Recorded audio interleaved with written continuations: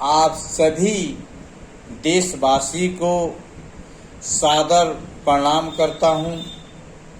आज मैं विचार मंच के मंच पे कुछ राजनीतिक रणनीति के बारे में कुछ पॉइंट पे डिस्कस करने जा रहा हूं, जो कि फिलहाल में बिहार में विधानसभा के इलेक्शन होने वाला है, चुनाव होने वाला है। उसमें उस विषय पे आज मैं आप सभी को सामने अपना विचार कुछ रखने जा रहा हूं। जिस प्रकार से आप लोगों ने देखा होगा कि जनहित के काम के लिए आज हर व्यक्ति जो है बिहार के हित के लिए हर पार्टी के पास इतनी बड़ी बड़ी योजनाएं हैं कि लगता है कि सरकार बनते बिहार में ऐसी कुछ तत्व की चाबी अटका हुआ है, जो कि सरकार बनते ही उस ताला को खोल दिया जाएगा। अब बिहार में बाहर आ जाएगा। लेकिन आप इस विषय को सोचिए कि उस चाबी में सब कोई पीछे से भी इन्वॉल्व था। आज स्वराज पार्टी बनी है, जो कि प्रशांत किशोर जी उसका संचालक हैं।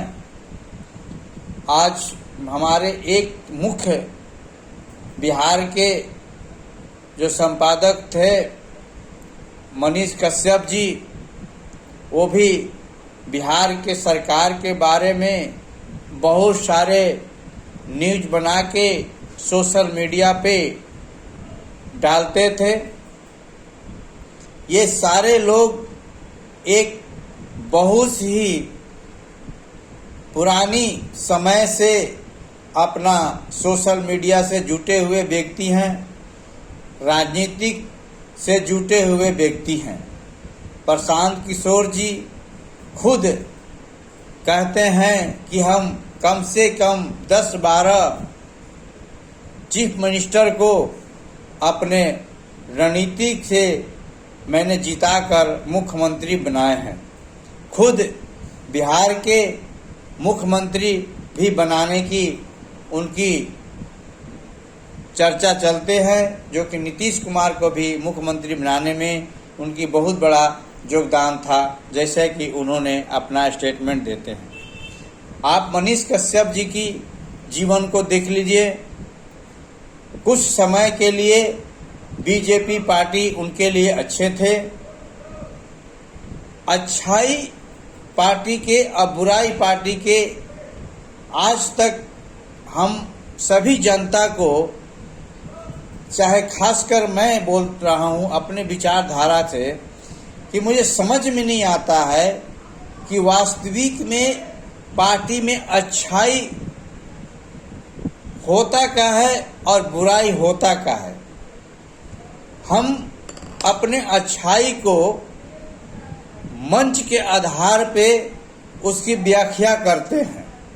आज मनीष कश्यप जी को बीजेपी का मंच नहीं मिला तो उसकी सारे अच्छाई वहीं पे समाप्त हो जाती है, और जिस पार्टी का मंच मिल गया उसकी अच्छाई उनके नज़र में उजागर हो जाती है। तो वास्तविक में सच्चाई किस पार्टी में क्या है?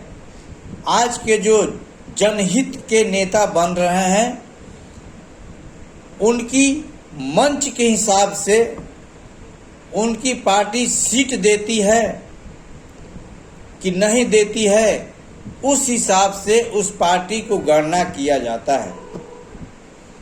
वास्तविक में हम सब नेता जो हैं जनता के हित क्या है उसके संबंध में कोई नहीं सोचता है। हमारी मंच कौन दे रहा है, हमको कौन पार्टी सीट दे रहा है, उसके विषय में पहले सोचते हैं, इसके बाद उसकी पार्टी की व्याख्या के बारे में सोचकर सामने जनता के सामने आकर अपना विचार और स्टेटमेंट देते हैं। आज मनीष जी की ही बात हो गई, आगे आप प्रशांत किशोर जी के बात ले लीजिए। आज बिहार में कहते हैं लोग कि लोग बाहर जाके मजदूरी करते हैं। माइग्रेशन बहुत हुआ है हमारे देश बिहार में। सब लोग 12,000 13,000 नौकरी के लिए बम्बई में, गुजरात में, कर्नाटका में, जो भी विकसित राज्य है जहाँ पे उद्योग धंधा है वहाँ पे बिहार के लोग एक लेबर बनकर काम करने के लिए जाते हैं। वास्तविक में सच्चाई है, इसको कोई भी छुपा नहीं सकता, इसलिए कि आप कहीं भी चले जाइए तो हम लोग अपने समुदाय के व्यक्ति वहाँ पे एक मीडियम क्लास के ज़िंदगी जीने के लिए अपने बिहार से को छोड़कर दूसरे स्टेट में जी रहा है। और ऐसा नहीं कि वो मजबूरी की सौदा में जी रहा है कि वहाँ पे कोई धंधा पानी नहीं है, रोजगार नहीं है, यहाँ पे पानी भी कष्ट से पीता है और स्नान ध्यान रहना सहना वहाँ पे आपको 100 गज में 200 गज में मकान खाली पड़ा होता है, लेकिन यहाँ पे 12 बाय 13 9 बाय 10 के एक रूम में अपना जीवन व्यतीत करना पड़ता है। अब एक रूम एक व्यक्ति के लिए नहीं, वो शेयर करके जिंदगी बिताना पड़ता है और उसमें भी आपके बच्चे पार परिवार सब कुछ है, फिर भी आपको खाना दाना बनाकर और ड्यूटी जाना पड़ता है और करना पड़ता है। ये वास्तविक में है। इस मुद्दा को प्रशांत जी उठा रहे हैं तो कहीं भी किसी भी बिहार के व्यक्ति के लिए कोई झूठा शब्द नहीं है, सच्चा शब्द है। इसमें कहीं भी हुचकने की बात नहीं कि उन्होंने गलत निकाल रहा है। लेकिन जब वह नीतीश कुमार को अपने रणनीति से राजनीति से जब वो चीफ मिनिस्टर बनाने के 2015 में जब रणनीतिकार थे, उस समय नीतीश कुमार के सामने इस मुद्दा को क्यों नहीं रखे कि हमारे बिहार के लोग जो बाहर कमा रहे हैं, मजबूरी और लाचारी में जाकर अपना जीवन पालन कर रहे हैं, इस पर सबसे पहले आप काम कीजिएगा, तब हम आपको ये चीफ मिनिस्टर बनाने के सहयोग करेंगे, आपके पार्टी के रणनीति सही बनाएंगे। पहला मुद्दा आप इसको आप रखिए। उस समय आप अगर इस बात को रखकर नीतीश कुमार जी को चीफ मिनिस्टर बनाए होते, मुख्यमंत्री बनाए होते, तो आज माइग्रेशन जो हुआ बिहार के जनता के, वो 10 साल से सुधारने की नीति पर आ जाता और ये 2025 में काफ़ी आपके रणनीति में अगर दम है, जो आज कह रहे हैं कि हम छठ पूजा में जो नवंबर में आएगा वो काम करने नहीं जाएगा, वो 2014 से ही धीरे धीरे रुकना शुरू हो जाता, तो आज स्थिति ऐसी होती कि बहुत सारे बिहार के लोग अपने बिहार में ही रोजगार करते और अपने परिवार के साथ अपना जीवन को जीते। लेकिन हमें इस चीज को समझ नहीं आता कि जो हम जानते हैं वो मैं ही करूंगा, यह नीति पे विश्वास जनता तो करेगा ही, मजबूर है। आज तो लोग 1947 के भी बात करते हैं, उस पर भी लोग मुहर मारते हैं, जिसकी आयु उम्र देखा जाए तो वो जीवित भी नहीं रह सकता। जिस प्रकार से जो बोलने वाला व्यक्ति की उम्र है, अगर 1947 तक दिया जाए तो ईश्वर के वरदान वाले व्यक्ति उतनी उम्र तक इस धरती पर जिए हैं, नहीं तो 110-15 साल में ही तो लोग मर जाते हैं।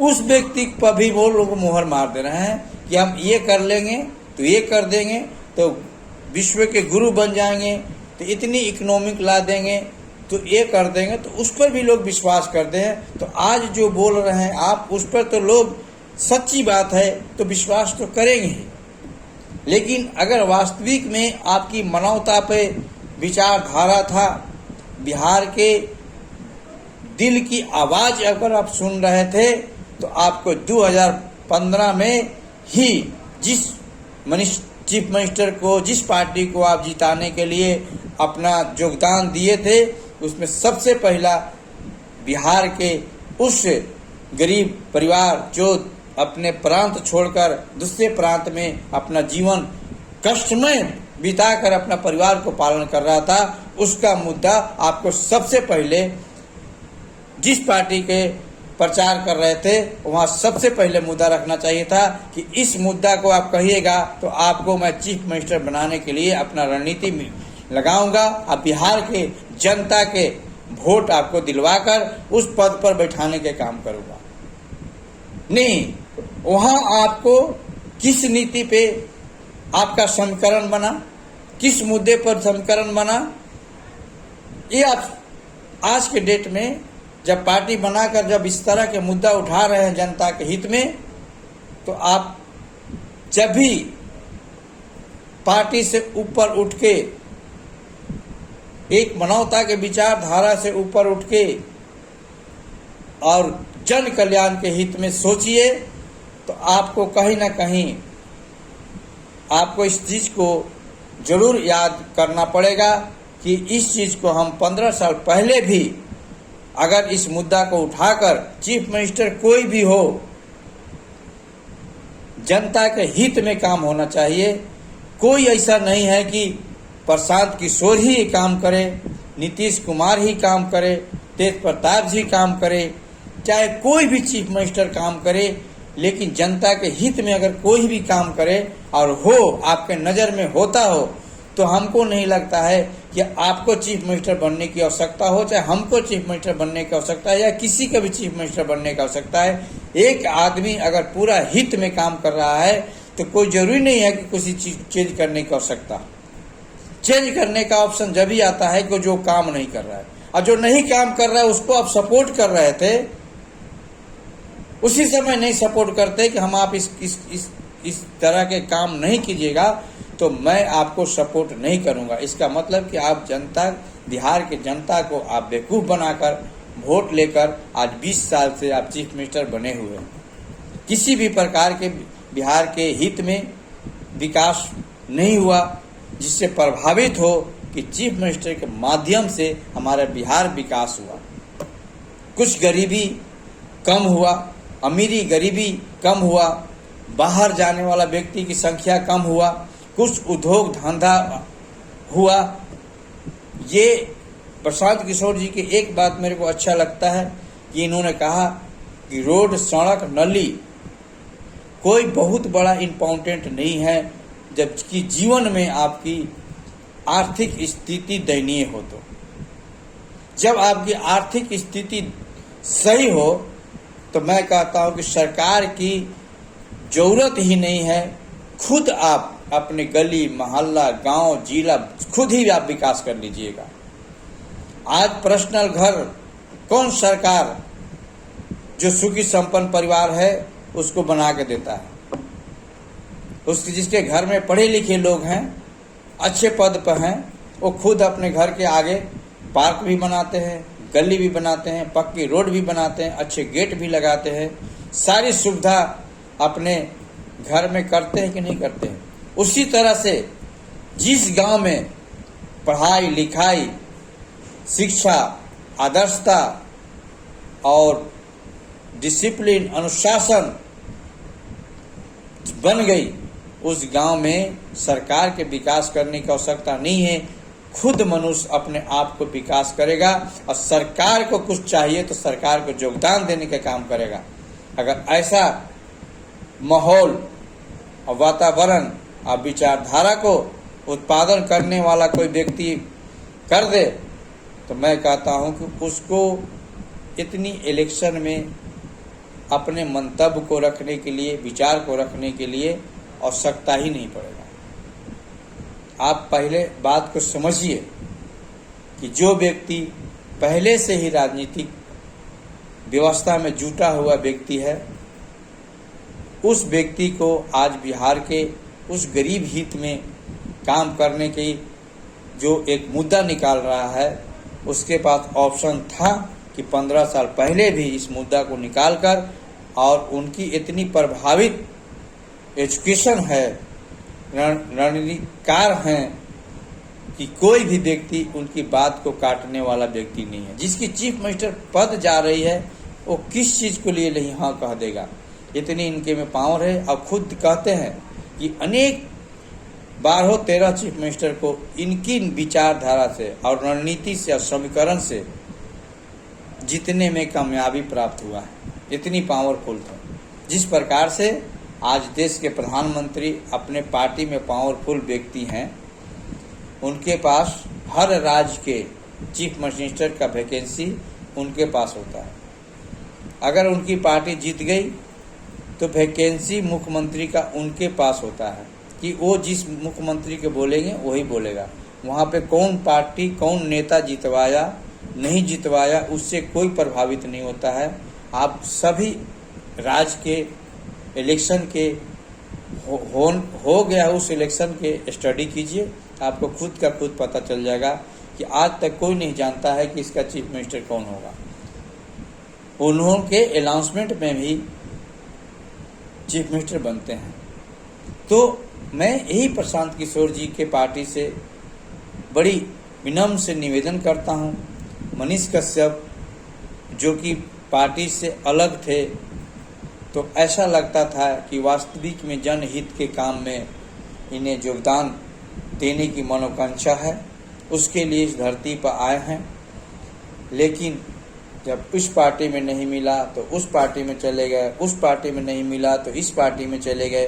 तो इससे लगता है कि आप पद की गरिमा को ज़्यादा प्राथमिकता दे रहे हैं। कौन पार्टी गंदा है, कौन पार्टी की नीति ठीक नहीं है, इसके विषय में आप नहीं सोच रहे हैं। आप यही सोच रहे हैं कि कौन पार्टी हमें टिकट देगी। तो इससे क्या होता है कि आपको जन कल्याण जो होता है, निष्पक्ष जन कल्याण नेता नहीं माना जाएगा।